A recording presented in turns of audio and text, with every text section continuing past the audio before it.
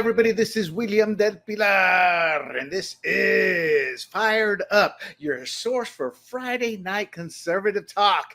And I am here with my co-host, Mr. Jee Manghani. Jee, how you doing, brother? Good. How are you doing, William? Well, I'm doing pretty good. I just got a note from our other co-host, Miss Annette. Big John, if you can check out what her problem is. She's struggling to get on, some technical difficulties. But that said, we've got a big show tonight for you guys. We are going to talk some Ukraine peace talks, and then we're going to get into some California news. We also have a guest coming up, Tyler Collin, who is my new co-host for Fired Up California.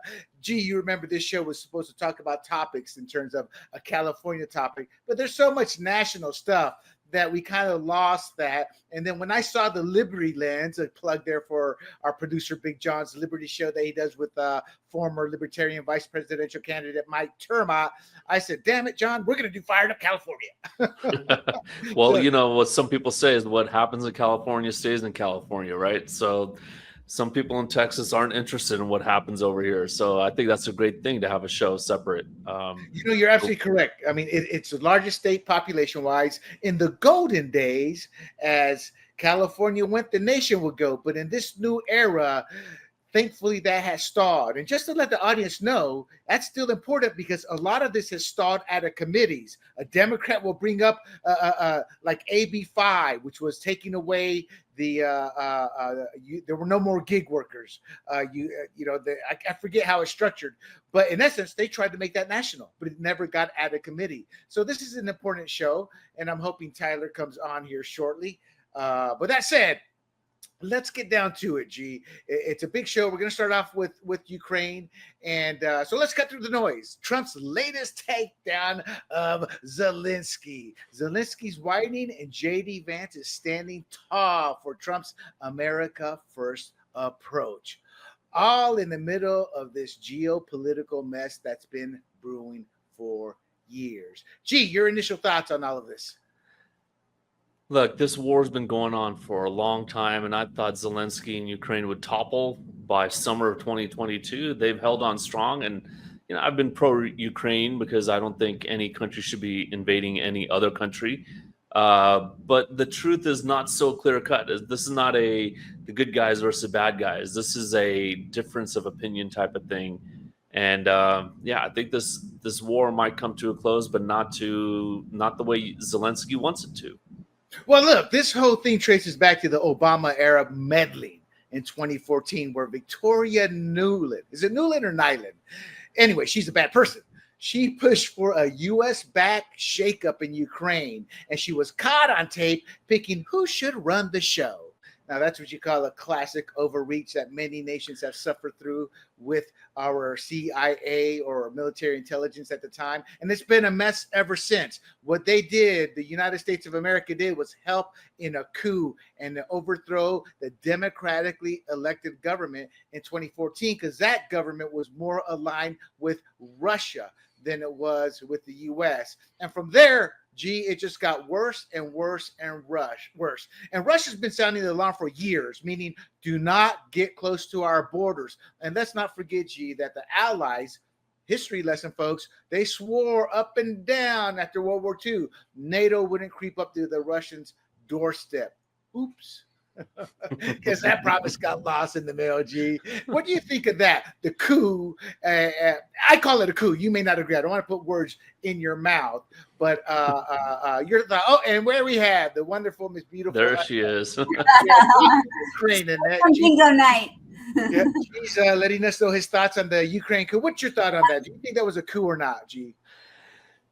I mean, the U.S. has been known to just meddle in other countries, right? And putting in people who are friendly to their way of thinking and watching Turning Point on Netflix, the Cold War, that's happened a lot under Democrats and Republicans. So in this case, I do think that it was, I mean, maybe it was just a withdrawal of support so that the pro-Russian Ukrainian government would not last. But the more you meddle, the more pissed off you get the population. So I'm sure a lot of Ukrainians were pissed off, and Yeah. So we get what we deserve many times, I think, unfortunately. And I think as much of an interventionist I might have been in the early 2000s after 9/11, I'm more of an isolationist now. It's like, let's just leave them alone. And you know what? What do we care about Eastern Ukraine? Like, I know we don't want World War III to erupt, but what if most of those people are Russian? I mean, Well, yeah. well, I mean, what I'm hearing from you, G, is that it's not that you're an isolationist; it's more of a strategic. Well, what do they matter to us strategically in the grand, in the bigger picture? And if it's nothing, then stay out of their affairs. We tend to want to put our diplomacy. I used to believe in that hey, let's spread democracy throughout the world, because I'm like, it happened in Panama, it happened in other countries, so let's do that. And I'm like, well, some like the Middle East, you can't have democracy when it's a theology type scenario. What are your thoughts here, real quick, on the U.S. always wanting to spread democracy, and this time we're pulling up? Well, I do think I spent the afternoon listening to Jeffrey Sachs talk about this, and I agree with what you said, William. I heard a bit of what you said just a moment ago talking to G. I mean, I think we were a little bit out of our lane here. Jeffrey Sachs gave a really great and compelling history, basically talking about how for a very long time, Putin has said, I just don't want you to go east. And we've been pushing. And I think we're being provocative. I think we're pressing his buttons a little bit. We've pushed east, and he didn't want them to be in NATO. He made that clear. And there's been little steps all along the way historically, like you said, even before 2014 when that happened, like in I think it started like in 1998. There was something that Bill Clinton did. Then there was a little bit of pushing with George Bush. And here we are. So I don't want to say I'm on anyone's side, but I understand the Russian perspective now and why it's getting to this hot point. But I'm sorry, but people love war. They do. It makes people money. And that's really a sad truth. So I don't think anybody loves war. I think greed overrides their love for war. Okay. Well, and Big John, our producer, makes a good point. There's a difference between a non-interventionist and an isolationist. So I think, G, what you're trying to do is look at me correctly. Non-interventionist. Non-interventionist. Yeah. So one of the reasons. Just to ask you, though, you don't think that some people love war? I do think that some people don't. Yeah. Some people, but yeah. People in power, that the powerful people don't have a problem sacrificing people's lives. They don't. The elites. We are chess pawns. There's a difference between a general in war putting pieces on the chess table versus a politician putting pieces on the table to expand the empire, without a second thought as to the people involved. So yes, I agree with that. And the reason every time I say that, ironically, I think of Ulysses S. Grant. After Lincoln fired every general, what's your great plan here, Mr. I'm desperate alcoholic general? He didn't say that, but that's who he was dealing with. And Grant was like, well, we outnumbered them X amount to X amount, so we're just going to overwhelm them. And that's how the Civil War turned. I'm simplifying it. We just overwhelmed them with sheer numbers. Both sides lost, tens of thousands on the battlefield, but that's kind of what we did at the end of the day. So I always think of that because war, and I always tell my partner, Big John, because he's anti-war, and so am I. But my take is this: when you go to war, that's a last resort. You don't go to war to seek, come to the table, let's make an equal peace, because all that's doing is delaying the next war because your enemy's just going to rebuild. So I'm like, you go to war to destroy, to kill your enemy, to subjugate him, and then to force peace on your terms. And I look at it like that from the perspective, I'm not looking for war, but if that's what you want to do, then you're going to regret it. But then wouldn't you say then about World War I, we subjugated the Germans, and then look what happened in World War II? Well, no. I'm talking about war. You're talking about the aftermath of war, So we learned from World War I. We did not help them in the aftermath. We helped Germany in the aftermath of World War II. And ironically, just a couple of years ago, Germany just finished paying their debt to society. Right. Yeah. Meaning I forget what the term is. We didn't help Germany, but we actually punished them. We crushed them with debt that they couldn't pay, right? After World War I. Right. Didn't that make them angry and didn't that set us up for World War II? That's what I'm asking. Yes, Hitler did use that, but what I'm trying to say is we learned from that. After World War II, we helped Germany rebuild.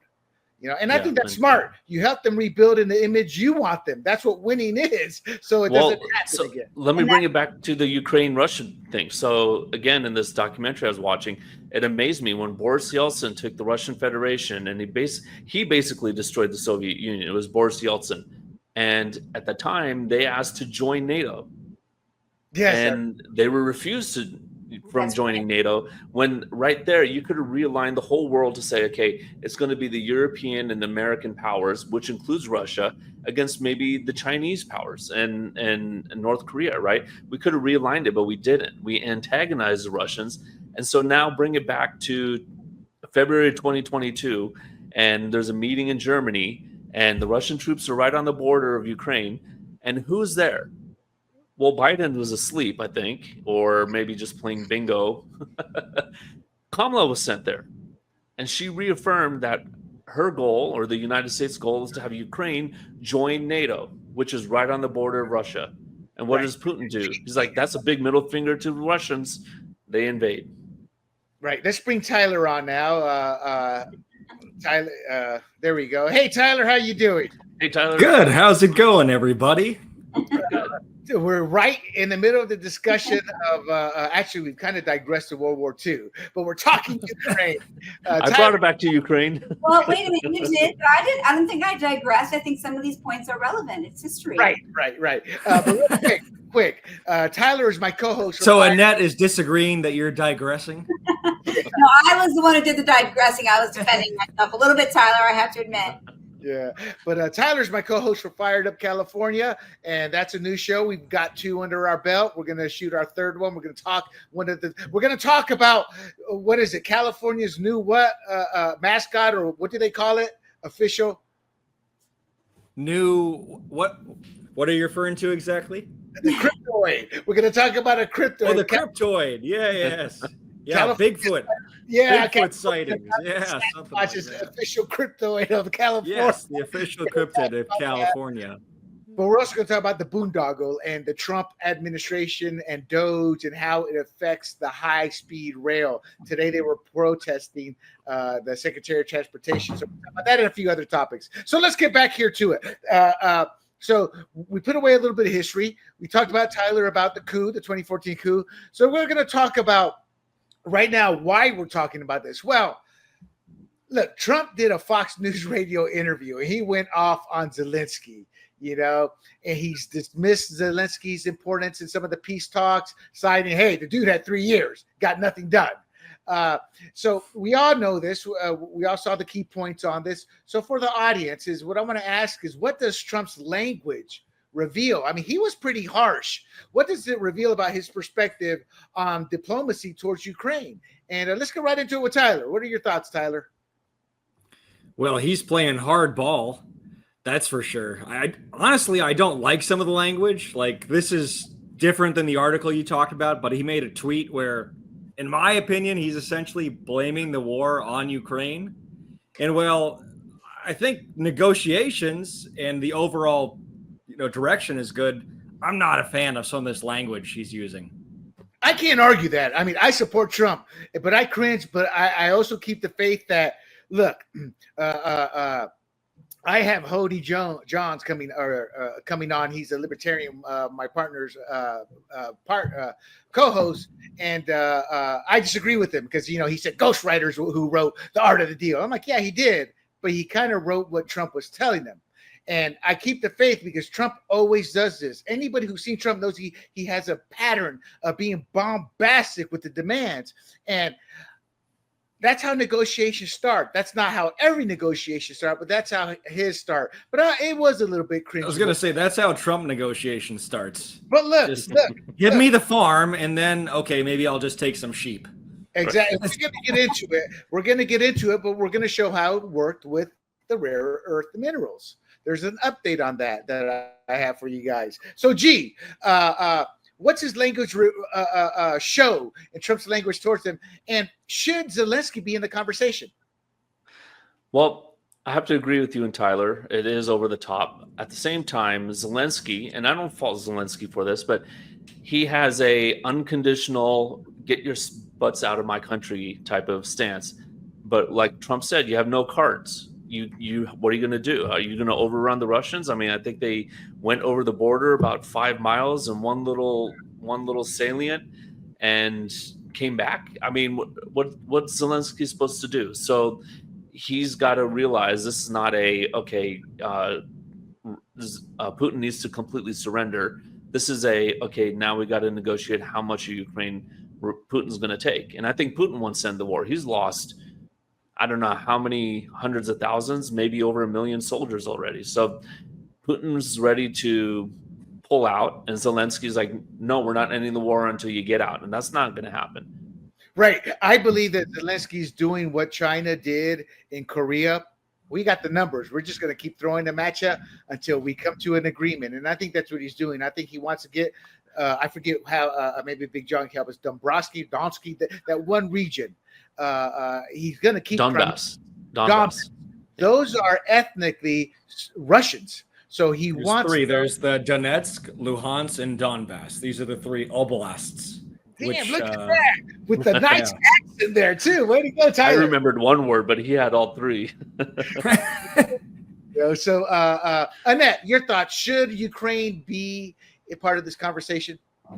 I hate the way Trump is behaving, actually. I know you're going to disagree with me. It's not that I don't like Trump. I don't like the language. I don't think it feels like it's, I get that he wants to be, he's going to keep on saying, I'm the one. They wouldn't even be talking if it weren't for me. Yada, yada, yada. I just think that is not the way a leader should behave. This is the part of Trump that I dislike entirely. Because the point is, it's not helpful, William. It's not helpful. And I know, he doesn't like Zelensky. He makes that pretty clear, although he said on the thing that I listened to today that, he's fine with them, but he's not been effective and he's not gotten them any further. And I understand all of that. But, Trump likes to continue to just puff himself up at every opportunity. And I just think that that's a waste of time.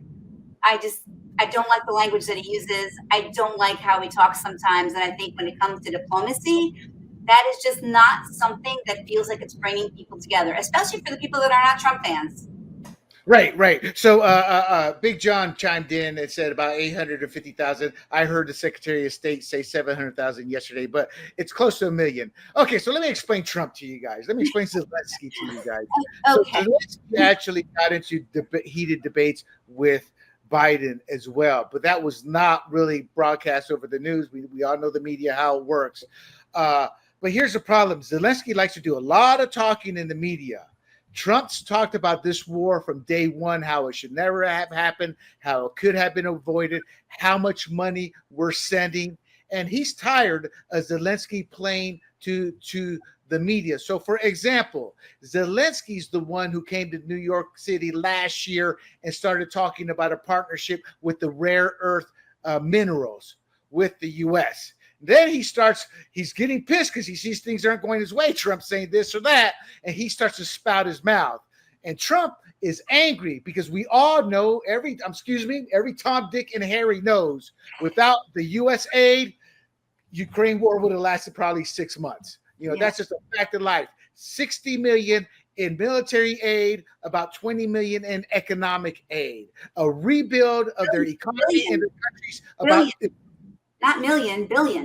I'm sorry, billions. Yes, billion, 60 billion. A rebuild we're looking at an excess of 200 billion. Trump's like, enough, you little man. That's how so Trump pushed back on Zelensky. Do I agree with all three of you guys? The language? Yeah, we all agree it. But we are no longer in a statesman type era of pre-World War II, post-World War II. It has changed. I think social media's helped create that change, so that Big John, I think help create that change. You can say it's social media. I think it's Trump has brought us there, to be quite honest.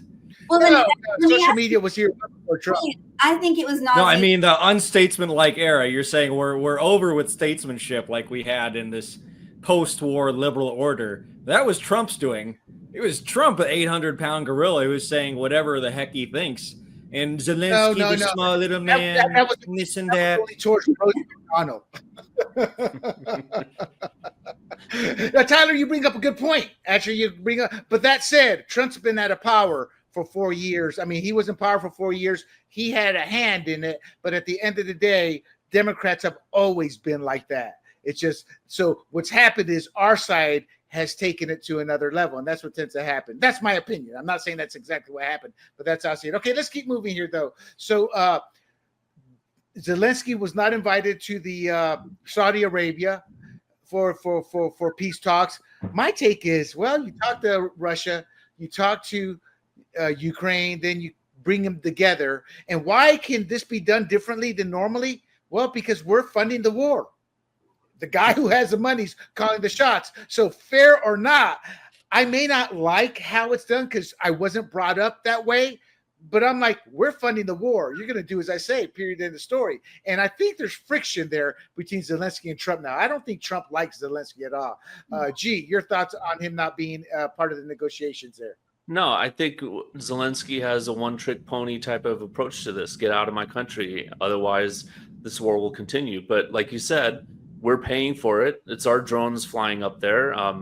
They got their drones too, and they're buying weapons with our money. But you know, that's North Carolina homes and Pacific Palisades homes flying into Russian tanks over there. That's our money. And so I think Trump's right to say, okay, look, we're not funding this anymore. And if all you're going to say is get out of my country and we're going to continue the war until you're completely out, that's not helpful. The war won't end.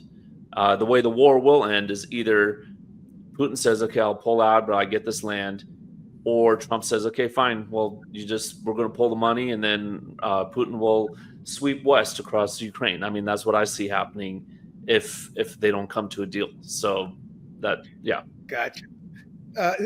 Tyler, so Zelensky's using the media, and I think he's using it wrongly. He needs to shut up and go to the Trump side. Hey, let's take this to the background. We don't need the public. I think him whining in public is actually, it makes him look like the jokes they make about him being a little guy, which I'm probably the same idea. But on the big stage, not only he's looking metaphorically like the little guy whining. I'm like, shut up, take this behind closed doors is my thought process, because I think he has a point in the sense, you know, you need to include me, at least give the perception that Ukraine is part of these initial talks, even if we're not. Your thoughts? That's exactly what the Biden administration would have done. Whether or not Ukraine was actually part of the talks, they would have at least given the facade that Ukraine was part of these talks, right? But Trump doesn't do that. He cuts all the BS. He says, no, I'm not going to talk to little man Zelensky. I'm going right to Putin, and he's going to negotiate something. So but you also said, well, Zelensky's whining. He doesn't look good. I think this could actually turn out in Zelensky's favor, because you have all of Europe, which is now siding with Zelensky. And while America has funded a lot, especially in the weaponry, Europe could be taking a big step up here. Because Europe has now said, well, we can't rely on America to continue their goals. Because, I mean, Russia's right next door to Western Europe. It's only, that border is very close. You're right. There's always risk. Here's the problem. The next closest nation that have helped in funding this war is Germany, 12 billion. Germany, I did some research on this. This is 4 or 5 years ago, so forgive me. But they had like 9 subs or something like that, and like 6 of them were in the yards, and like 3 of them had been in the yards like perpetually, never coming out. They had no army. They had nothing. Remember, during the Libya crisis, Europe went to Canada and the U.S. We ran out of bombs. We need you. We're going to build these devices so they'll fit on our planes, but can you provide us the bombs? So logic or theoretically, I see what you're saying. Realistically, I think they have nothing. They are literally at the ground zero to build up their own armies. You know, Gee, your thoughts? Yeah, I mean, I think. Remind me the question again. I was listening to you so well. Does Zelensky, should he just shut up and say, let's take this behind closed doors? I guess what I'm asking is he really whining and making himself look worse? Or do you agree maybe with some of what Tyler's saying, that he can come out smelling like a rose because Europe's going to back him? No, I think if I were in his shoes, I would be not whining, but I would be fighting hard to be at the table. But I would also show some modicum of I'm going to do something here. I'm not going to just hang on this one stance that I have. So I don't fault him for that, because of course it's his country. I mean, he was elected to defend the entire region, and I don't think he's come to terms with the idea that he's not going to have the entire region. So I think that's why he's being excluded. But should he fight to be at the table? Yes, I think he should. Gotcha. That's a great segue. And we'll start with you, Annette. Zelensky, the dictator, the little man, Napoleon. Yeah, well, yeah, Napoleon was a dictator, self-made emperor there of the French Empire. Okay, so Annette, Yeah. Zelensky is not elected due to canceled elections. He canceled the election and created martial law. He also banned a religious denomination. He had a hand in the death of a political opponent after they arrested him. He died in custody. He banned a language group. He restricted Russian music and books, shades of a Heil Hitler.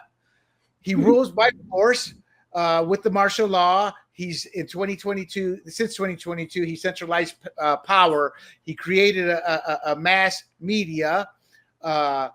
He suppresses democracy. So he suspended 11 parties in March of 2022 and sanctioned critical media like Strana.ua. So after saying all that, is this a product because they were invaded, or is he acting like a dictator? Your thoughts? Well, I want to say something that I didn't get to say when I was about to interrupt you, Tyler. Sorry about that, because I was excited to say, does anybody remember when he and his wife did that Vogue spread? You know, during a war, when That was people were dying. No, it wasn't. No, it was a while ago. It was actually a couple years ago. They were on the cover of Vogue, and there was like rubble, and they were dressed. It was something to see, and it was actually really disturbing. And I thought of him differently. But I want to ask you, I guess, because you asked a really good question about him being a dictator. Didn't we, meaning the United States, sort of create the person that he is right now? Aren't we part of the problem in terms of who he's become in the region and who he's Oh my God, that's a great point. And you're right. I forgot to push back on Tyler, because Tyler said, well, if Biden had it, no, Biden wasn't doing it. Biden did not want peace. Biden would never have had peace talks. And you're right. He's acting like a petulant child because he was getting money hand over fist until Trump took office. Once Trump took office, it's like I guess it's like a stepfather coming in. Gotta clamp down. You remember at the end of 24 when the Democrats were just shoving as much Ukraine aid down the pipeline as they could, because they knew it was going to stop the moment Trump got in the Oval Office. Yes, we did help create this. It was almost criminal the way they did it. They just were like, it was like a bank robber trying to get the money out of the bank before the cops show up. Yes. It's horrible. And I don't have the surveys or studies in front of me, but Ukraine is known as one of the most corrupt countries that a lot of laundering goes through, money laundering.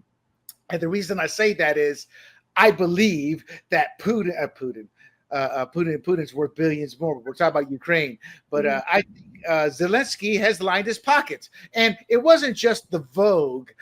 Remember, they caught him going in Romania, one of those countries, their version of Fifth Avenue, or maybe it was New York City, and they're shopping $29,000 handbag or something ridiculous like that. So you're right, we did create this. Before we go on, I want to answer my producer. He hates Putin. Obviously, we all.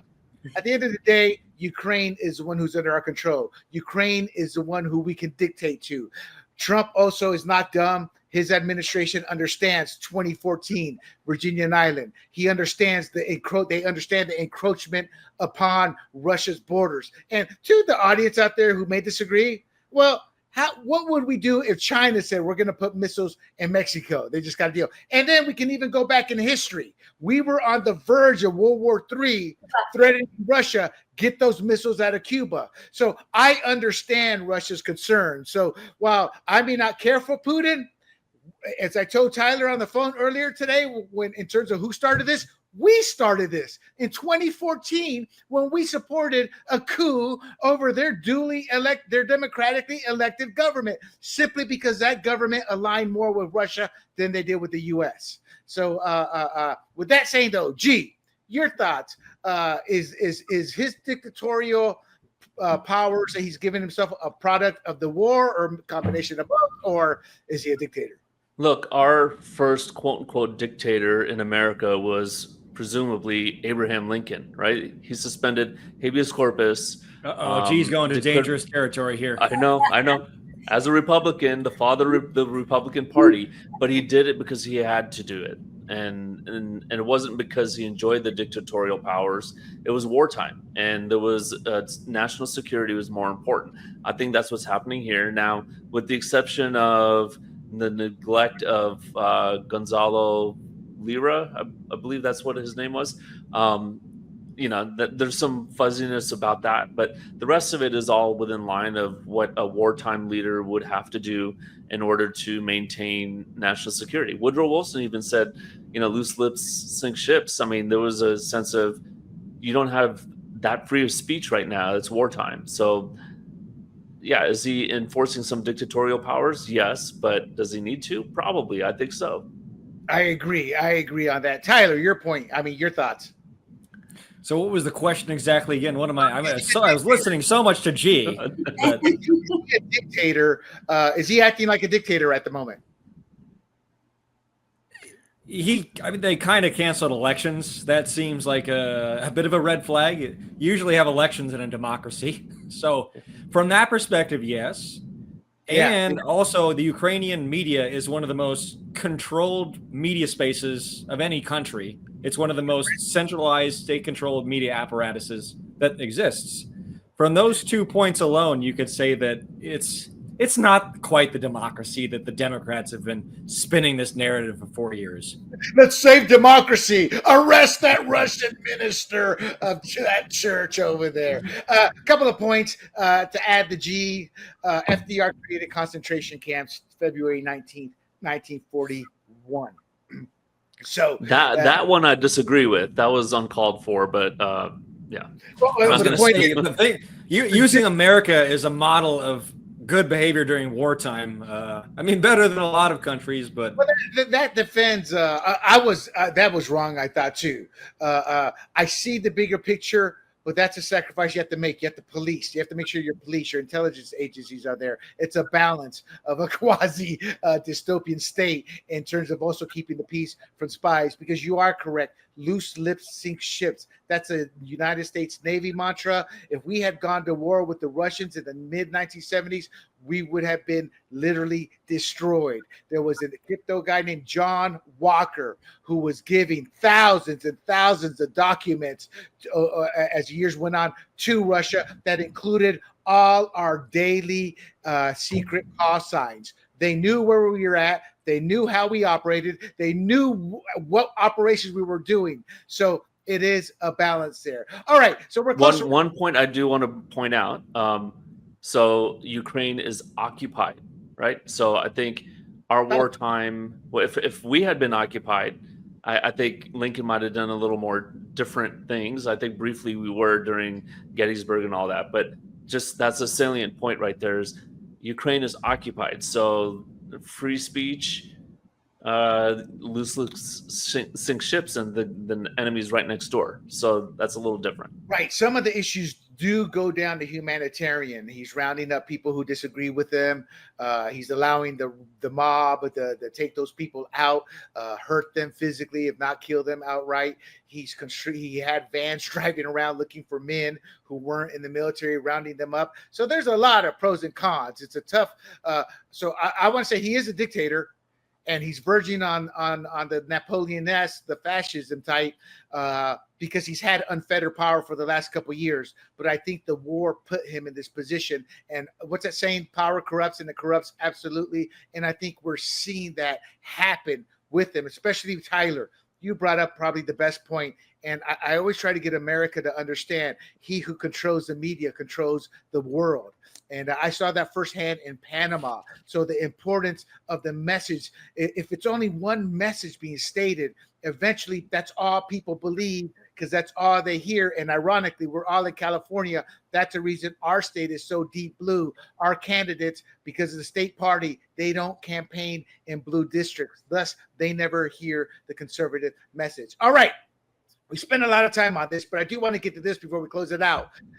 Zelensky was demanding G.I. Joe in Ukraine for peacekeeping. And he's got a point. As I said, Europe can talk a good game, but they have nothing. They have nothing in terms of a standing army. Hell, we're in Germany and we're in the UK supporting those two countries, even though they have a military. They don't have the manpower nor the weaponry. They have nothing to sustain a peacekeeping. I do not agree with U.S. troops. I do not agree with G.I. Joe in Ukraine. Not only that, under NATO control. Your thoughts? We'll start with G on this one. I'm torn on this one. We've seen how the NATO powers outside of the U.S. they're weak. They're wimps. They run at the first sight of anything, and they can't even keep peace in Africa. Right? They send down EU troops down there, NATO troops, and nothing happens. So I'm torn because without us there, I think it's just a half measure. But again, I don't want to be an interventionist either. So, maybe we don't send troops, and we got to figure out a different way to at least give Ukraine some comfort that Russia won't be rolling tanks over their borders anytime soon. I don't think they're going to be with the peace deal. I don't think they're going to be rolling tanks over for the next 4 years with Trump as president. And that gives those damn Europeans 4 years to build up their military and get their own troops there. Annette, your thought? Yeah, actually, I agree. I saw a segment on this today. I agree with what you said, William. I do not want our troops to be there. How about Britain? They seem to be pretty excited about supporting Ukraine. Have them put their people there. I feel like they're one of the people that have propelled this, the way they've supported this war, I think, in a way, and politically, and they've talked about it and they've promoted it, I think. So I would love for it to not be us. Yeah, Kerry Starmer, who is a fascist, is their current prime minister, and he's committed 10,000 British troops. And Zelensky says, 10,000? I need 200,000. Tyler, your thoughts? Yeah, I was going to say, let's have Olaf Scholz and his family. Let's put them right on the front lines. Let's have all the prime ministers of these European and chancellors of these European countries put their families' lives at stake, defending boots on the ground in Ukraine. Exactly. I'm going to push back on G here a little bit. So let's say we did go to Ukraine. What's the end game? It's just like Iraq, Afghanistan. What's the end game here? Even Cheney was like, he was asked this by Colin Powell. Colin said, what's the end game in Iraq? We stay. If boots go on the ground there, G, do you think they're ever leaving? And if they did leave, it'd be just like Afghanistan. So I think, and that's exactly why I'm torn. Because I know we'd have to be there a very long time. You've got two young boys, correct? Let's say they decide to join the military. Would you be okay? I always throw this because, as Annette said earlier, it's the elites, or she said the powerful. I mean, it's the elites. They're okay with sending the working class plebes to go to war and die, as their rich kids get medically. You can't go. You got arches on your feet, Trump. So they could have bone spurs or something. Yeah, spurs. What if it's your kids? Would you be okay with that? And I do mean to put you on the spot on that. No, I don't know if my answer came across. That's why I'm torn, because I don't want that. And I don't want to be there for 20, 30 years as some peacekeeping force. We have better ways to spend our money. A better deal would be, hey, look, Russia, you stay on your side, and Ukraine, you stay on your side. We're going to pour open the gates of trade, that prosperity will never be greater than if you just stay on your side of the border, and we'll give you all the privileges of our economic prosperity, right? And then get them hooked on that. Get them hooked on prosperity. So, that's what they said about China. We're going to introduce democracy to China. Instead, they stole all our technology and became a behemoth we have to deal with now. All right, I'm going to hold off on the question on the rare earth minerals. We're going to pop that into our hot takes section. So, because we're at 40 minutes, so I want to keep the show moving.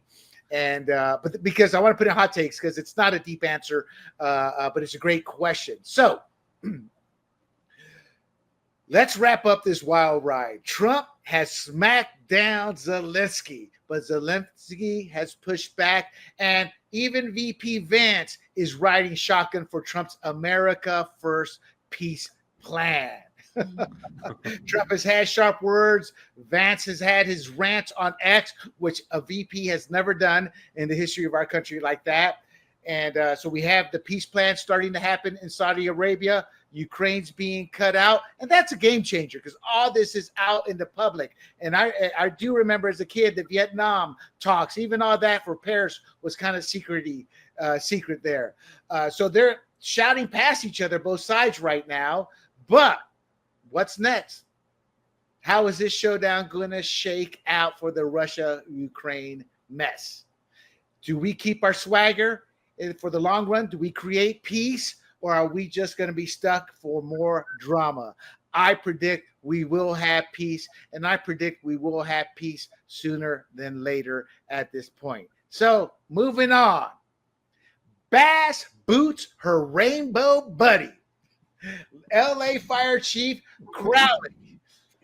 Is she a damn scapegoat, or did she just forget how to fight fires and was justifiably fired? So real quick, before I get into the discussion, I don't know if you guys heard, she was fired today. Your quick thoughts, Annette, on the Democrats' rainbow buddy getting fired? She was terrible at her job. Yeah. Whoa, right there. There is no woman power. Let's unite here. Whoa, look at that. No, not at all. I mean, I listened to her though in the press conferences. I mean, well, in her defense, you can't confuse her with the other rainbow buddy who said, well, if a man needs to get rescued during a fire, then he should have gotten stuck there. You know, that was worse. But honestly, William, what also happened was, and Jee was there, we went to a meeting and they talked about the fires and how woefully unprepared they were, and some of the things that were happening in terms of when it actually had gotten out of control and what they could have done and what could have been more helpful. And it made you feel like they were unprepared because there wasn't someone thinking ahead. Right. Okay, so let's get into it. Annette got the first jab in at her fellow. I'm not. You know, got the first jab, Annette. There's one. Where's your solidarity? If there's one thing I'm not, is probably a feminist. Probably. Yeah, I know. I'm just. You guys know. So for the audience out there, Mayor Karen Bass gave LAFD Chief Kristen Crowley she should be gone too, by the way. The mayor. I mean. Yeah, but that's election. You know. So Crowley had a blazing exit, I guess you could say. Why is this so hot? Well, it follows a Palisades fire that happened January 7th, 23,000 acres in the Palisades fires. I believe over 40,000 in the greater Los Angeles area. It wiped out thousands. I don't want to say tens of thousands, but it was like at least 13,000 in the city of LA in terms of structures. Left a trail of tragedy in the wake of one of LA's worst ever blazes. And there's a new guy. So Bass trapped Ronnie Villanueva as interim chief to douse the chaos. God, I love my little choices of words there. So we've got Bass versus Crowley, budgets versus blunders. You're just on fire today, you wordsmith. So Jee, was this politics fair? Is Bass dodging smoke and mirrors, or does she have a legitimate reason to can her? Well, I mean, this discussion's about to ignite, right? I'm just gonna leave, you guys. I can't do this anymore. In all seriousness, look, Bass was under a lot of heat, and even the governor was saying, "All right, this is not my problem; it's a local problem." Never mind, he didn't build the 6 reservoirs that he had to. I'm sorry, the 5 reservoirs that he had to, and tore down 6 others during his term. So he's passing the buck on to Mayor Bass, and all the magnifying glass, the sun is burning down on her. Sorry, I had to make another fire reference, but I think she needed to pass the buck. I mean, she had to point the finger and say, well, you know, that's her job, to Kristen's job to fight the fires. She didn't do it. And, you know, we'll talk about whether they were underfunded and Mayor Bass wasn't really giving them the tools. But I think Kristen did have a little bit of an issue there, because like Annette said, we met with Dave McQueed of our fire department up here in Rancho Santa Fe, and he was giving examples of how they fought I think there were like 4 or 5 fires during that time here in San Diego, and they were on it. And he talked about the center fire over in Rancho Bernardo, and they were on it within minutes, and they had communication with different departments and different groups, and they got it put out within like 20-30 minutes. I mean, it was out quick, and they set up checkpoints all around. And he said, we didn't have internal squabbles or external squabbles with different agencies. We just got the job done. And he didn't throw LA under the bus, but he was referencing that their communication is not that great up there. And I think Kristen's to blame for part of that. Well, Gee, that's because we're just racist and bigots, and we're not rainbow friendly, Tyler, so this is Villanueva. His career spans decades in fire suppression, emergency management, and he's led thousands of LAFD personnel with 24 years in active field assignments before hitting the senior rank. So yes, he is legit, the real deal, rising from firefighter chief deputy, swinging hoses, and not just riding ambulances. My question to you, so does appointing a grizzled veteran like him show Bass is being genuine, aiming for stability, aiming for experience, or is she just trying to make right to deflect off of her? And that doesn't matter. Yeah, does it matter if he's the right guy? I think it's both. He sounds like a much more competent person for the job, and she's trying to deflect. She's trying to say, well, look, I am fixing things. I'm hiring someone who's actually competent and not just a certain kind of hire. So it's both. Yeah, okay. So Annette, Yes. Crowley failed to prepare the LAFD for fire season, supposedly. So here's a real kicker. And there's some depth to this. She sent 1,000 firefighters home instead of keeping them on duty when the Palisades fire broke out. However, part of the reason she had to send them home is because they were going to be paid overtime sticking around. Because remember, Santa Anas were kicking up, they had to be prepared. So she had a budget decision. We don't have the money to pay you overtime. Head on home. Well, what if there's a fire boss? I got it figured out. Your thoughts. How much fault do you put in Crowley for that decision? Well, you know what? It's a theme that we talk about a lot on this show, just like we talk a lot about power, how it corrupts. We also talk a lot about money and how people make bad decisions. And this was a bad decision. I mean, part of the problem, part of how the fire chief described things to us, I would say what Jee said too, the communication was bad, the preparedness was bad, the strategy was bad. And in any situation, anyone who actually cares about people, and I know people pretend to care about people a lot, but they actually don't, you would always take human life into consideration, or the chance that there might be, knowing the Santa Anas were kicking up, before you would even, in my opinion, worry about any sort of budgetary concerns. So I just think that her priorities were not where they should be. And that's a lack of leadership. Right. But that's also a fireable offense if no fire had started. That's a catch-22 she was dealing with. Had she kept them on, paid them all, no fire had started, Bass would have had to say, you just killed. I'm trying to get 40 more million out, and you just gave away 1,000 overtime hours. Is it a lose-lose then? Is that what you're saying? I think so.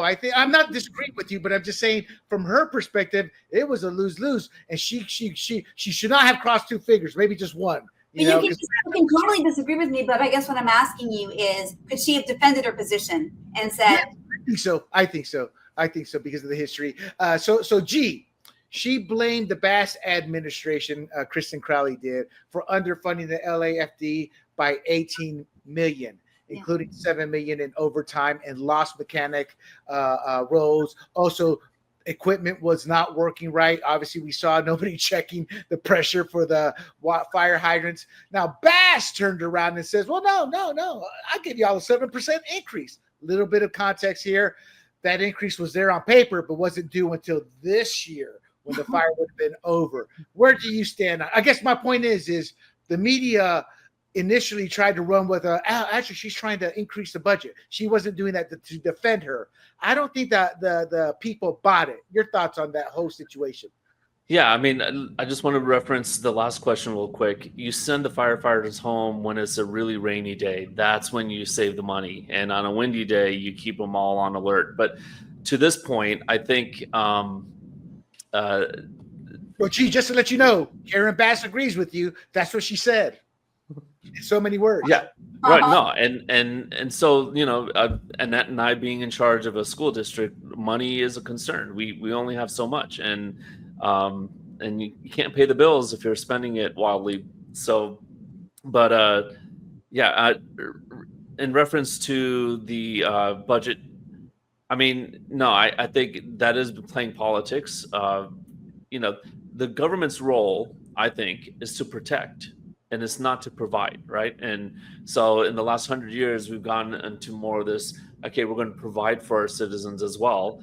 And then that leaves less money to protect, and that's a problem, right? So we should be putting money towards firefighters. We should be putting it to police. We should have, safe roads to drive on.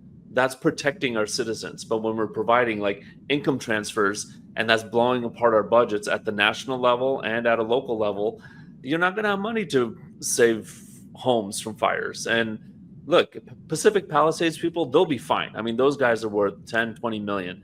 I'm talking about Altadena, where those are middle-class folks, and they maybe had $50,000 in their bank account, and now they got to rebuild a $600,000 home. And they probably didn't have fire insurance, and they got to live somewhere in the meanwhile. Mm-hmm. I mean, we should have saved our money to protect them, not to provide for, our citizenry. Right. And to the audience out, check out Fired Up California, episode 01. Go this in depth, Tyler and I did. Okay. I was going to say, I think I know there was some podcast episode where some people talked about this. Exactly. So let's wrap up this blaze of a story. Oh gosh, William. So the Palisades fire laid bare some ugly truths about the LAFD and leadership in Los Angeles. Big vulnerabilities came out in the open.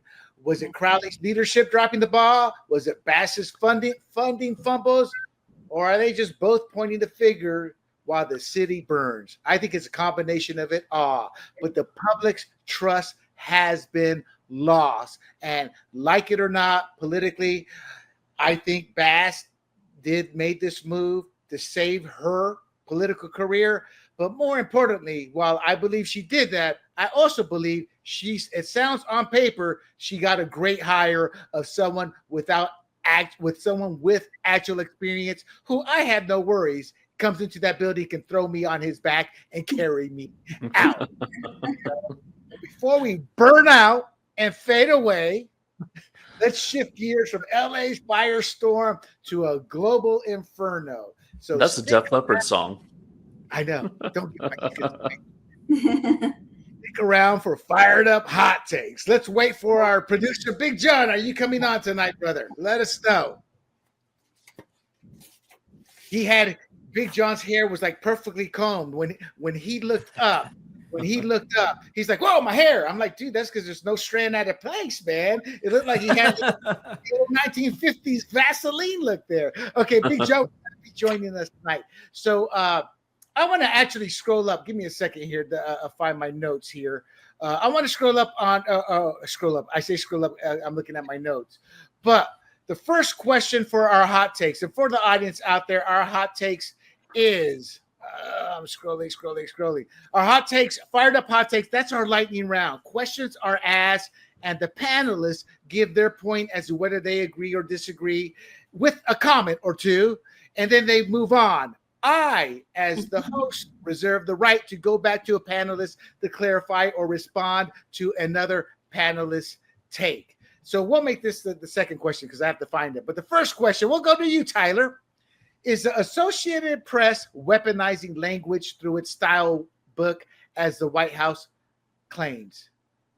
Yeah, I totally agree. It's funny I was hoping you'd direct this question to me. This is one of my favorite topics. A favorite author of mine is George Orwell, and Orwell writes a lot about language. And one of the things that I thought about a lot with the left is the way they use and manipulate and weaponize language.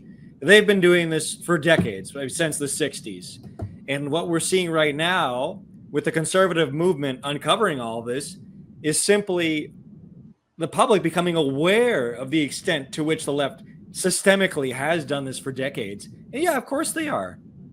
Weaponization of language by the left and its many outlets, such as certain parts of the mainstream media. This is just a tool in their arsenal to try and shape debate and restrict the set of thoughts that you can have.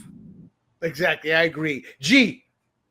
Yes, absolutely. And a great example to what Tyler was saying is from the left, you're either pro-choice or you normally think pro-life, but they say, no, you're anti-choice because that sounds more negative. And so that is weaponizing the language. And I think the Associated Press wants to continue that. Miss Annette. Yeah, well, yes. Are you saying, Tyler, A Brave New World, or are you thinking 1984 is George Orwell, right? So Orwell. Yeah, well, I'm reading A Brave New World right now too. But anyway, yes, Huxley is great as well. Yeah. Yes, and I think it's sort of it seems like to me. I mean, I'm reading them backwards, but I already read 1984. But what I wanted to say to your point and to Jee's point, well, that's not so subtle, your point, Jee, but it's very subtle how they do it sometimes too.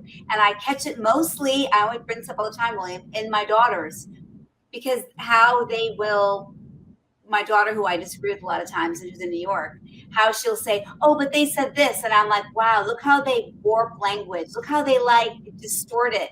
And it actually works on people like over time. Correct. So I agree with everybody. And my take is the term illegal alien. That is a legal term for an illegal alien. And that was a government term. And the AP on their own changed it to illegal immigrant, then undocumented too. They always softened it. I first noticed this over 20 years ago in my previous job as a writer. We had my company would sit there and get a new AP style book every year to our writers. And I just noticed little changes like that. So that is most definitely happening. Okay. Is designating Mexican cartels, MS-13, and Tren de Aragua as global terrorist organizations the right move? And what justifies it? Jee. Well, okay, so our border patrol is going to come at them with PP shooters while they have machine guns. I mean, that's the problem. So we need to use our military weapons against them. Don't say PP shooters. I'm thinking So it does justify it. I mean, if we can use drones and attack them and save our American lives, yeah, I'm all for it. Right. Yes, Big John, I understand pea shooters, but yeah, pea shooters. It's not PP shooters. Okay. I was going to say just one. Yeah, just unzip and they fire at him. You know? That's not fear of God unless you're John Holmes. I gotta go to you though. Can't go to that with that one. Why can't you go to me ever? I think about John because he said John Holmes. I put out going for the okay, fair enough. If you don't know who that is, don't ask. I actually don't know who that is. Should I know who that is? That's good. Okay, so what are your thoughts, Miss Annette? Oh, I actually have a question about this. Why now? I don't know. Something about this feels sus to me. I think why now? Because Trump, he only has 4 more years left.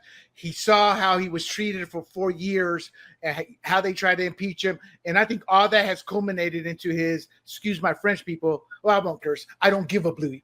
And this is what we're going to do because it's the right thing to do. That's what I personally think is how Trump's looking at his whole next 4 years.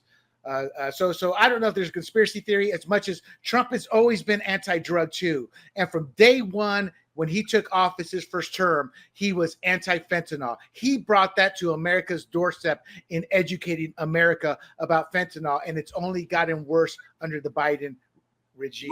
Didn't you watch Narcos, William? No, I did not watch Narcos, to be quite honest. Because it would say again that we're a big part of the problem too. I don't know. I don't like this. Go ahead, Tyler. So I think it's a great thing. I think we should have done this a while ago. Yeah, I'm against invading Mexico. Like that's not a good thing. But okay, maybe sending in like a Delta force to exterminate like El Chapo and his entire like top league of lieutenants. Yeah, that sounds good. I'll say it like this. if Obama can do drone strikes on American citizens, then I think Trump should be able to do drone strikes on Mexican cartels. So my take is simple. I can't remember which novel it is, but it's a Tom Clancy novel, and they made a movie of it with Harrison Ford. Yes. And they're looking at satellite photos, and somebody goes, "Damn, that looks like a freaking F-16 went in there and dropped some bombs," and that's what had happened to the cartel's home and mansion. And I'm all for that. They know the life they want it, so I'm all for that. Get drugs, and you know what? Life's not fair. Life's not fair, but it's I don't know the word, but it's a fine line. And the sad truth of it is, the more you do it, the more normalized it gets, and the more it escalates. I only point you to Vietnam and Cambodia. I actually had friends who went into Cambodia on Spec Ops who tell me about it when I was a little kid. All my family friends were all Spec Ops. Well, they weren't called Spec Ops; they were just Green Berets. Is it Clear and Present Danger, William? Yes, Clear and Present Danger. Thank you. So I should be like the resident. I should be the resident movie. Yeah, right here. Oh yeah, it's one of his best books. All right, we'll start with G on this one? Because I know he's probably into this. Should Argentina's President Javier Milei face impeachment over the Libra crypto scandal as his opponents demand, and why? And for the audiences, he sent out a tweet kind of pushing some crypto, and when he did that, everybody bought into it. But as they were buying into, all the investors were selling and maximizing. Gee, your thoughts? No, I don't think he knows what he was doing. I mean, he didn't personally enrich himself from it. He just put out something that, hey, our country will prosper from this. And then he did basically what Elon Musk did, I want to say about 3 years ago, when he said, well, I'm going to make sure that Tesla stock doesn't go below $420. And then Tesla stock, remember that? And I would say that would have been a lot more prosecutable than someone putting a tweet out there saying, hey, this DOT or whatever, the Libra coin would help prosper our country. Oops. I mean, so I don't think this is an impeachable offense, but it's politics, right? His opponents will argue otherwise, of course. Tyler, another example of an individual who did this is Hawk. Y'all remember her. That's what I was just thinking about. Yeah, she made a big boo-boo. Yeah. So what are your thoughts? Should he be impeached, or like, gee, yeah, he screwed up and made a dumb mistake here, and that's what happened. What are your thoughts? Well, I'm a big Javier Milei fanboy. Afuera. It's like my favorite thing. But I mean, I really hope he didn't do this or make some private profit off of this. I mean, if he did, I think that, in the United States, I think we should be a nation of laws, not men. And I would hope the same applies in Argentina. If someone broke the law and it's an impeachable offense, they should be impeached. Right. And our producer, but I hope that it's not, because I like Javier Milei. So. And our producer chimes in, Musk is well known for manipulating Doge prices. Miss Annette, your thoughts? Should he be impeached? Well, I agree. I want to answer that question because I like him too, Tyler. And I guess you do too, G. I like him. No, I don't think he should be impeached. I think he's got his political enemies looking for any little thing that he does. I agree. He has the elites are out to literally kill him if they can, because of everything he's doing there. He has literally taken the chainsaw to that government, but it's worked for the better, and the elites do not like that. There is truly a caste class of less than 10% of the haves, and everybody else is dirt poor. Okay. Did Caitlin Collins post about Luigi Mangioni's defense website as legitimate news item or to support his cause? And what motivated her action? So let's keep it. We're dragging it a little bit. So did she put that tweet up on purpose to support him, or as she claims, was it news? Annette? I'd say both. Ooh, okay. Okay, you want to say why you think that? Because I think she does support him, and I think a lot of people do. And I also think that it is newsworthy, because I think a lot of people are really interested in it, actually. Gotcha. Okay. It's a newsworthy story. All right, Mr. Tyler. Yeah, it's definitely newsworthy. I don't know exactly what her leanings are. Maybe she did it on purpose because she likes Luigi. She's trying to get in his DMs or something. I don't know. She's in awakening because he can't get his DM going. He's getting a lot of mail, though. He's getting a lot of mail. Yes, he is. And those will be some very unsatisfied DM women. Gee. That's Got like weird. being in a chocolate factory, but you can't eat chocolate because you're diabetic. I mean, that's a terrible situation to be in. I watched Caitlin Collins do a primary town hall with Trump, and I don't necessarily like her because she treated him like she was his ex-wife, just harping on him the whole time, and it was very annoying. So as much as I'd like to attack her on this one, I have to say, I think she just saw it as legitimate news and it was newsworthy, and people ascribed that to her because they don't like her as much as I don't like her. So I think she's innocent on this one. Right. So she was doing it just to support him. It was it was her personal site. So one, if CNN could have reported it. Two, this website's been up for a while. Three, she could have posted, he's got a defense website, but she also posted the URL. So she was doing it because she supports Luigi. It was newsworthy, but that was an excuse because she was posting it so people could go to his website. That's my take. And as everybody knows, it's my show, so I'm right. All right. Is there even an inkling of truth to what Margaret Brennan said about Nazi Germany weaponizing free speech to conduct the Holocaust? She said the Nazis used free speech to round up the Jews. This one's a little bit complicated. She was talking to Rubio. She tied it to J.D. Vance and his Munich speech about, hey, you guys are locking people up for saying things you just disagree with. And she sat there and she tried to tie Vance to Nazism. Gee, your thoughts? No, I mean, if she had meant that they basically weaponized the law against people who use their free speech, she would have been correct. That's what Germany did. But no, that's ridiculous. So there's no inkling of truth to what Brennan said. Mr. Tyler. No. And then furthermore, let's say even if she was right, if you're taking away freedom of speech to save democracy, well, you've destroyed democracy in the process. So what are you even saving?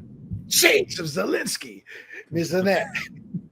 Well, you could have started with me on this one because I was up Sunday morning watching it, and I thought Marco Rubio's response was great. No, and I think she sounded like an idiot. I do. I think she sounded really uneducated. It was a stupid comment. Right, and I was like, she's wrong, but I couldn't quite word it. But this is the best way. After 1933, the Nazis abolished free speech entirely, using censorship and propaganda. So they actually had no free speech. They just rounded you up. Well, I'm exaggerating. They started you first with your little sign on your suit jacket or whatever. Then they use those emblems to identify you and round you up. Okay, second to last question. Is the wall surrounding the Vatican built to keep others out? And should the wall be compared to the U.S. wanting a stronger border? This is in reference to Father Martin. Sounds like a TV show. Father Martin, Jesuit Father James Martin, a gay rights activist, asserted the Vatican is not a walled city. Tyler, we'll start with you. That's just ridiculous. It is literally the definition of a walled city. So how about they take down the wall first and then we'll talk? Gee. We were just there about 3 years ago. That's a big, beautiful wall. I don't think Mexico paid for it, but I think they do. The benefit they get out of it is they can restrict who can come in and out, so it's not the area is not trashed. So I think they utilize the wall to keep people out. So they're trying to keep Rosie O'Donnell out. Ms. Annette. Well, I mean, it's hypocritical in some ways, but yeah, it's obviously the very definition of a walled-in. I don't know if I guess it's Vatican City, so yeah. Exactly. And for the audience, the Vatican's 40-foot high, 2-mile-long walls were built by Pope Leo IV in the 9th century to protect against the Islamic Saracen raids after the sacking of Old That just sounds xenophobic, William. Yeah, I know. In 846 AD. So they built the damn wall to keep people out. All right. So let's go back to Ukraine here to close out the show. Should we have a quid pro quo considering all the billions we've sent Ukraine? This is in reference to the rare earth minerals and us. Hey, man, without us, y'all don't have millions of dead in your war. Be thankful. We want your rare earth minerals. Should we have a quid pro quo, Annette? with Ukraine for the rare earth mineral? What? Okay. If there's anything you should start with me on, it should be like the Vatican. You know, I'm all things Pope. This go have me last here. This is the one you should have me last on, William. All right. Well, okay, we'll go to G on that one. I mean, I don't like the idea of quid pro quo. We just gave them a ton of money. I mean, it was a donation. And so what do we get out of it? Well, Biden doesn't want anything out of it. And Kamala doesn't know anything about trade except for, growing up middle class. So Trump's going to get something in return, and we should. That's rightful. You just don't get – those were North Carolina homes and L.A. homes given over to Ukraine. I mean, that's the money that was sent over. So I think we should get something for that. Tyler. 100%. We need to get something for this. I think this whole idea of the post-war liberal order, that we're just enforcing this for the sake of the rules-based order. This is old news. We need to put American interests first, and we gave Ukraine these resources to defend its sovereignty.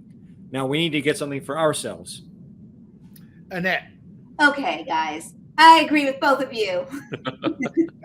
My take is simple. After World War II, Europe was decimated. We were rich, the most powerful country in the world, and we could afford to give money without expecting a return. We're 37 trillion in debt. The world has completely changed. This war only exists because of us and the Ukrainian being pushed by Europe. So yes, we're in a different era. We should have gotten something out of Iraq, all that oil that they have over there. So yes, we need to get something out of this. And for the audience, there is an update because Zelensky was saying, we're not going to do this. Yet, as I said earlier, Zelensky brought this to the U.S., the form of partnership, and that's a smart move. If we're invested in Ukraine, we're more apt to protect and defend them, whether it's through negotiations or whatnot. So today, Zelensky did agree to sign a minerals deal. They haven't signed it yet, but it is in the process of being worked. And to the audience, this is extremely important because we signed away all the rare earth mineral deals to China, who's producing them for us. So if we go to war, they just go, boop, and turn the spigot off. They've already turned the spigot off. There's several key materials that they're not supplying the U.S. And in fact, Trump, during his first term, gave the green light to start producing to start digging up for them in the rare earth minerals here in the States. So yes, this is something that is needed. And there you have it, my friends. Tyler, how about plugging your show that we do together? So we do a once a week Fired Up California, and we record that on Sundays. You can watch it Monday on YouTube or X, formerly known as Twitter. That's my working impression of you, William. We're gonna keep doing that. You got to get the. You got to work on it. G's going to be hosting Fired Up here in a couple of weeks, so look forward to that. And Miss Annette Ross is currently featured on the Big Questions with Big John, which is his interview show. So make sure you tune into that. So everyone, let's torch this woke geopolitical mess and wrap it up. Trump slamming Zelensky hard, calling out his failures while Zelensky's whining about being sidelined, and Vance is riding shotgun, doubling down on America First peace. So who will win out? We all know it will be Trump. Whether you like him or not, he's proven to be right so far. But before I go, don't forget to bookmark grumblingsmedia.com and check out our work on YouTube, Rumble, Apple, Spotify, y Pandora, under the handle Grumblings Media. Make sure you like and share this podcast. Drop your take in the comments and stay fired up. And like Def Leppard says, it's better to burn out than fade away. We'll catch you next week, my friends. Hey everybody, this is Big John from Grumblings Media, and I just want to say thank you for watching our content. If you want to support our efforts here at Grumblings Media, just smash the subscribe button right here, totally free, or just go ahead and consume more of our great content. Click either one of these two boxes.